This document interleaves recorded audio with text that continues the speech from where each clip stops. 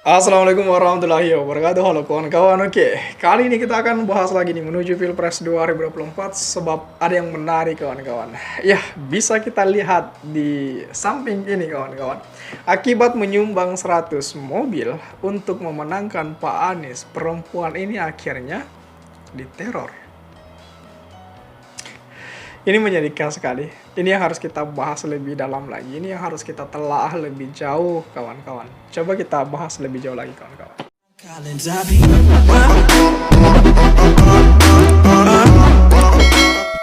Sebelum itu kita lihat video berikut ini, kawan-kawan. Ayo. Bismillahirrahmanirrahim. Assalamualaikum warahmatullahi wabarakatuh.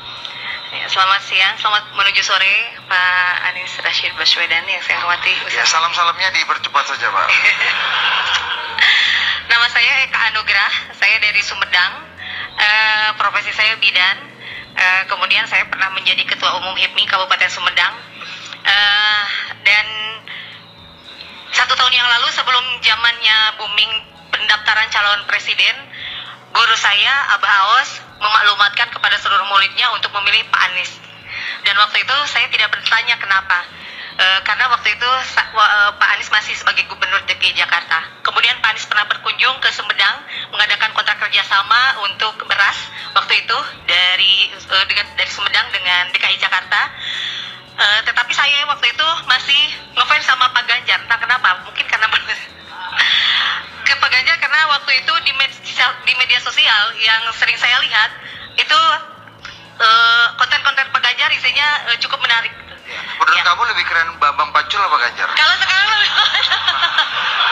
Oh, enggak. Lanjut. Nah, cuma nanya aja, lanjut. Iya.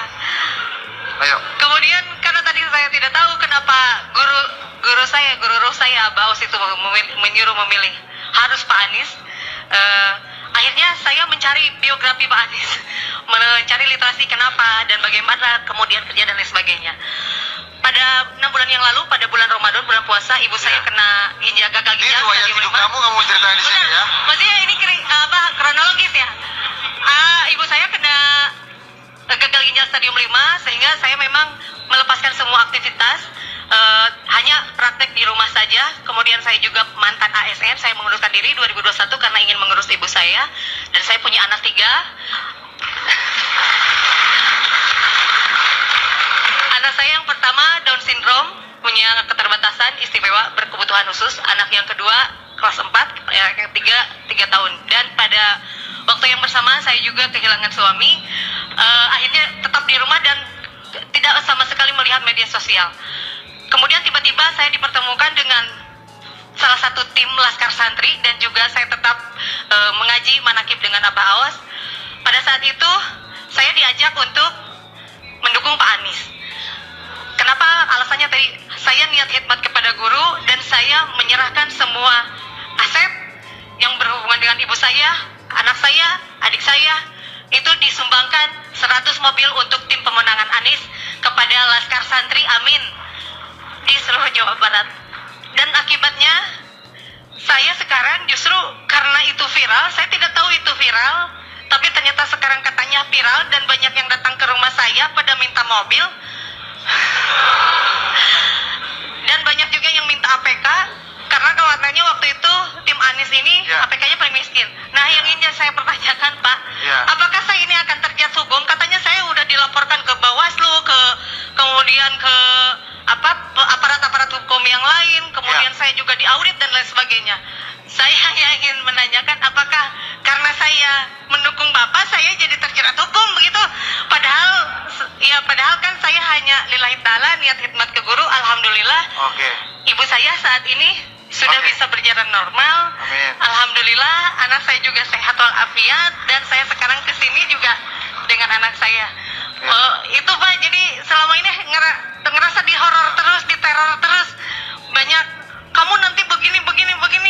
Apakah memang semua pendukung Pak Anies akan disepertikan saya gitu? Karena hampir setiap keluar rumah takut. Terus kemana-mana disorot gitu.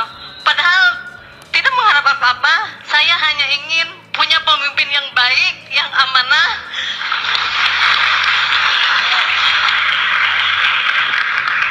Yang juga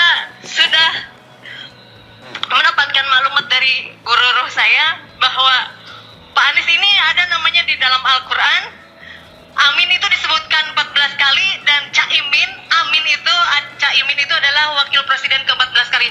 Dan mudah-mudahan itu memang menjadi doa presiden 2024 adalah Pak Anies Rashid Baswedan. Amin. Ya. Ya, Mbak. Ya, terima kasih, Mbak. Terima kasih ya. Jadi lebih paten mana, Ganjar atau Bambang Pacul? Nggak, lanjut. Bambang Pacul lah.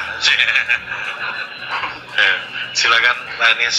Langsung balik boleh silakan. Enggak apa-apa, biar berhadapan-hadapan dulu, biar berdiri aja tapi ya. Ya. Enggak, lu berdiri dulu situ. Biar bisa saling menatap. Remen. Ini kayak mau dibaiat nih, Pak.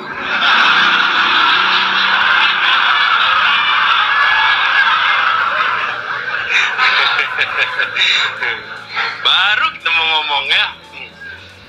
Gini.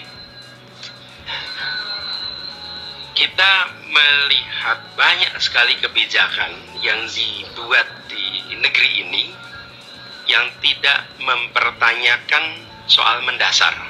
Apakah kebijakan ini memberikan kesetaraan kesempatan? Oke. Kebijakan itu udah turun-temurun aja. Jadi ketika kemudian kesetaraan itu dimunculkan, yang membuat kebijakan pun nggak bisa jawab gitu. Pertanyaan misalnya, bagaimana pekerja mandiri tidak dapat kesempatan walaupun penghasilan lebih tinggi dibandingkan dengan pekerja yang kontrak? Ini kan kenyataan. Sementara sektor informal itu DP 0 rupiah itu ada,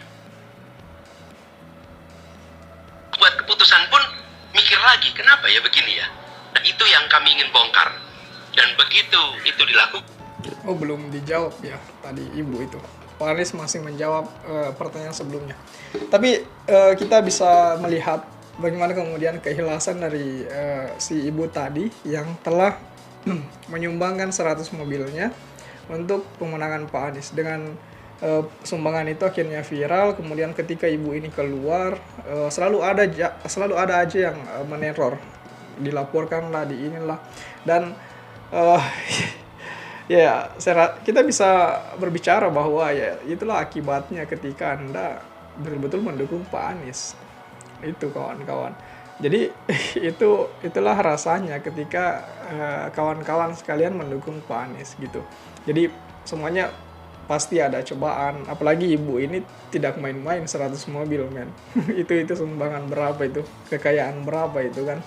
Saya rasa ini kemudian menjadi pelajaran kita semua. Kita bisa melihat bagaimana kemudian ketika ada yang mendukung Pak Anies, cobaannya begitu besar. Mampukah mereka melalui hingga Pilpres 2024, apalagi ada isu-isu tentang Pak Anies ini ya diteror juga itu kan. Dan masalah teror ini kan sudah lama. Ketika Pak Anies berkunjung ke rumah salah satu kiai ulama itu kan ada juga teror ular itu kan. Jadi saya rasa ini yang perlu dibicarakan lebih lanjut kawan-kawan. Bagaimana tanggapan kawan-kawan melihat hal ini? Coba tulis di kolom komentar. Oke? Share juga video ini supaya banyak yang tahu informasi ini dan juga bisa ikut nimbrung di kolom komentar. Oke kawan-kawan, jadi saya pikir itu saja dulu. Terima kasih telah tiba di sini. Jangan lupa subscribe agar tidak ketinggalan pada video selanjutnya. Sekali lagi terima kasih dan wassalamualaikum warahmatullahi wabarakatuh.